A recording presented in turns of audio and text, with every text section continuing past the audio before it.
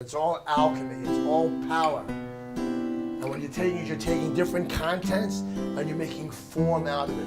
You must control the market value of what the thing People is that you deserve to have sell. love, and people deserve to have There's freedom. 14 people want that same slice of pie. How do you get the slice of pie?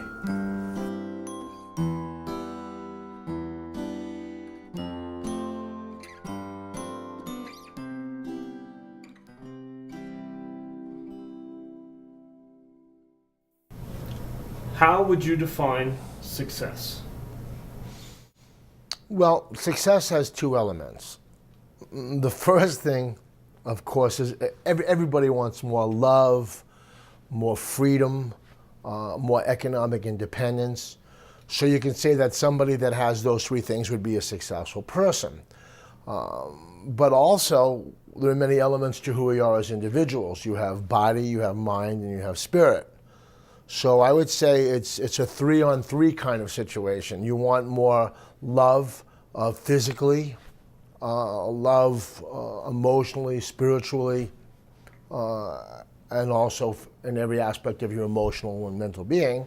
You want love in terms of economic independence, because if you have economic independence, of course, you can do service to the world, do charity, make a difference in other people's lives.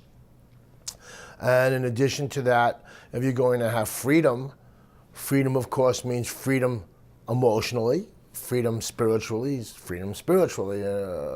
all its subtle aspects, not just spiritual, but in every aspect, religiously, social relationships, the spiritual aspect of one's life. So you're looking at a complex structure of what success is, which is not just about financial wealth, though it can include financial wealth. It has to do about success in social relationships, family relationships, community relationships, every aspect of your life, being able to serve other people.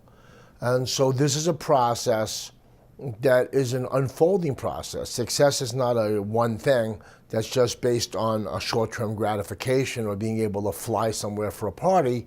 It has to do with success in exercising every day, success in wellness and your diet and your quality of life, every aspect of life. So that's my definition of success. And so a person who is conscious and attentive will have success. You can't get success without consciousness. You can't have success without intention. You certainly can get lucky, win a lottery. You can certainly get wealthy suddenly. Maybe someone dies and leaves you $1 million.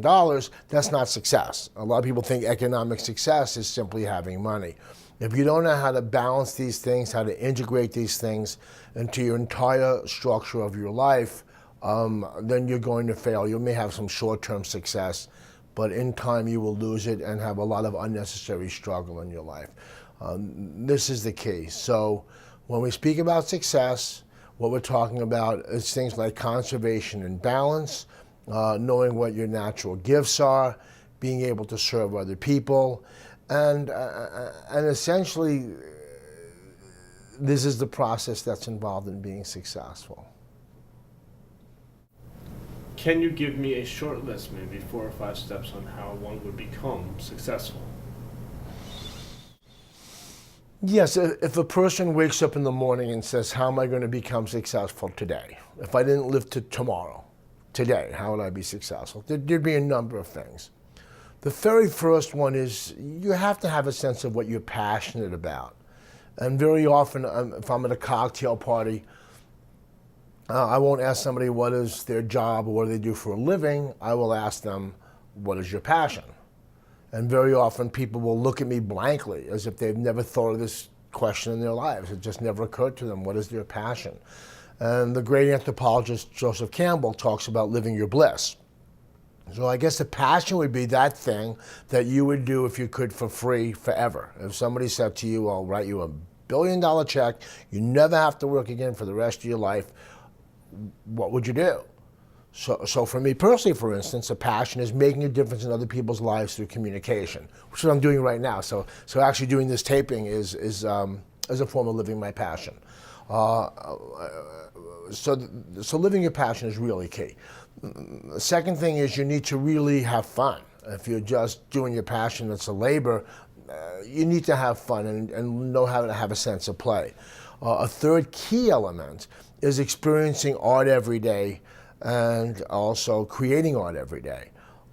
In whatever form that may be. It could be dance, could be singing, could be sculpture, could be anything you want to do. But having art is part of that.